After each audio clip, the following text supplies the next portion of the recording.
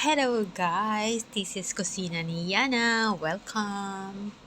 Susubukan natin gumawa ng kakaiba, pero mabilis na lunch. So, ayoko ng chicken. Naghanap ako sa ref, syempre. So, nakita ko nga ito, beef burger. And meron din akong broccoli. So, let's try something from this. Ayan. Yung broccoli ko, siguro mga half na lang to.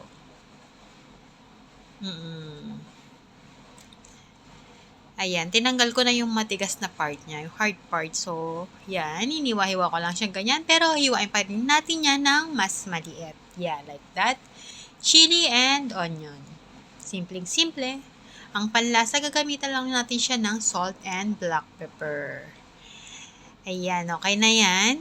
Hindi ko talaga siya hiniwa. Kasi hindi ako mag-rice. So, buo-buo siya talaga. And you will see later why.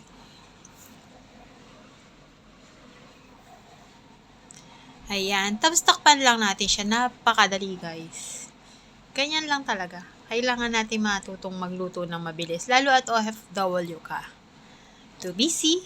So, ganyan lang siya kasimple. Lagyan mo siya ng sibuyas and chili. Pero guys, ang anghang ng chili. Umusok ang aking labi. O, lagyan natin siya. Takpan ulit natin yan. Ayan. After a few minutes, presto, may food ka na.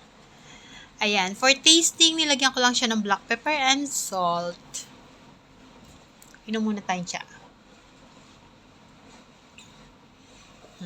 Konting halo para lumasa yung beef doon sa broccoli. Ayan, nasira na siya. Dapat buo yan eh. Ayoko siyang mahiwa pero tinamaan ng sandok. Yan na siya! Kakain na tayo. Thank you so much guys for watching!